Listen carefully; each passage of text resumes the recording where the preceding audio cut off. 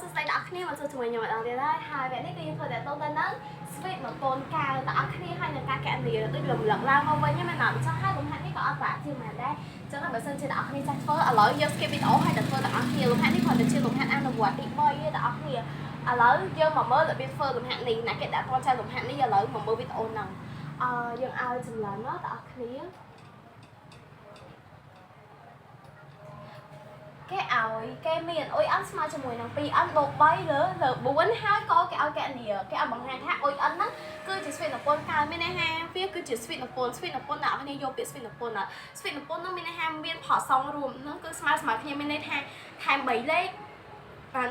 ថែម3លេខបាន3ថែម3លេខទៀតបាន6អីចឹងអ្នកនរហ្នឹងគេហៅផលសងរួមអីអញ្ចឹងតើគេឲ្យបង្ហាញថាអុយអិនហ្នឹងគឺជាស្វេតនពន្ធមានថាស្វេតដែលមានផលសងរួមស្មើគ្នាឬក៏គេហៅថាដេនឯងហើយវាជាកើតមានថាវារៀបរាប់ពីលំដាប់តូចមានថាលេខតូចហើយបានទៅធំទៅចឹងណាបងប្អូនអូខេយល់តើចឹងយើងមកមើលកបង្ហាញថាអុយអិនជាស្វេតនពន្ធកើតឥឡូវយើងធ្វើមិនដើម្បីបង្ហាញហ្នឹងណាបងប្អូនទី1បងប្អូនដើម្បីបង្ហាញ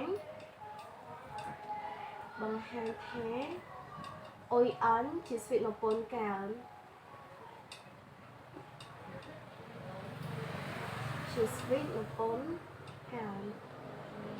ចង់តែយើងធ្វើមិនដើម្បីបង្ហាញថាអុយអិនមួយហ្នឹងគឺជាស្វេតនពន្ធតាមពិតទៅយើងរៀនស្វេតតែបងប្អូនស្វេតនពន្ធហើយនឹងស្វេតធននិមិត្តមួយទៀតគឺដឹងតើជួបអីអាគេឲ្យបង្ហាញថាអូមួយណាជាស្វេតនពន្ធមួយណាជាស្វេតធននិមិត្តអីចឹងណាឥ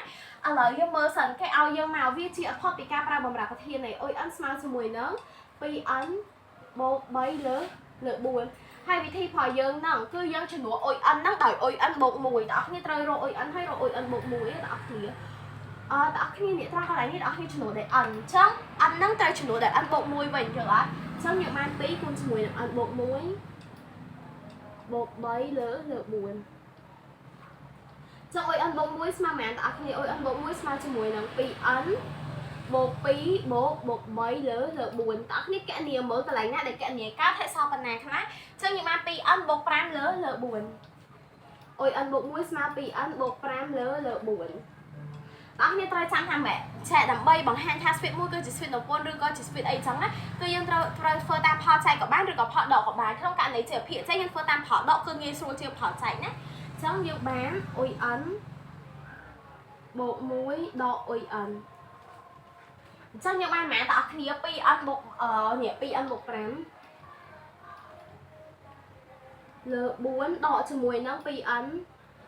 បូក3លើម៉ានបងប្អូនលើ4ដូចគ្នាអញ្ចឹងបងប្អូនចាប់ផ្ដើមដកមើលកុំភ្លេចកូនសញ្ញាដកចូលក្នុងនេះហងណាអញ្ចឹងយើងបាន 2n ជាមួយនឹងដក 2n នេះគឺវាអស់គ្នាហើយត្រង់កន្លែងនេះ5ហើយនឹងដក3យើងបាន2លើ4ស្មើម៉ានបងប្អូនស្មើជាមួយនឹង1លើ2ចឹង5ដក3សល់4ត្រូវទេបងប្អូន1លើ2បងប្អូនត្រូវដឹងថាចែក1លើ2ហ្នឹងគឺវាធំជាង0អញ្ចឹងកាលណាវាធំជាង0មានថាស្វីតហ្នឹងគឺជាស្វីតនពន្ធនៃបងប្អូនដូចនេះអុយ n ជាស្វីតនពន្ធ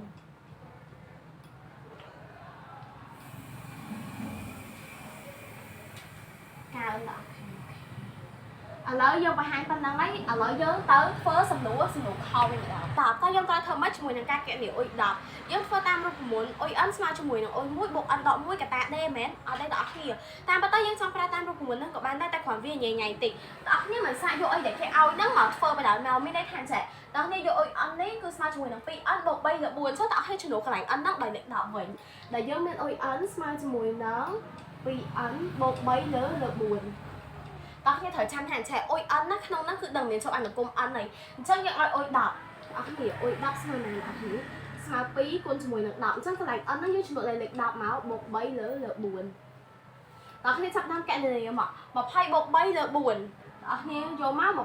20បូក3លើ4អញ្ចឹងចម្លើយរបស់យើងគឺស្មើនឹង23លើ4មិនដែរបងប្អូនស្រួលមែនតើអុយ10របស់យើងគឺឆ្លើយស្មើ23លើ4អុយ10ស្មើ23លើ4ដូចជាអត់មានពិបាកអីញ៉ៃផងបងប្អូន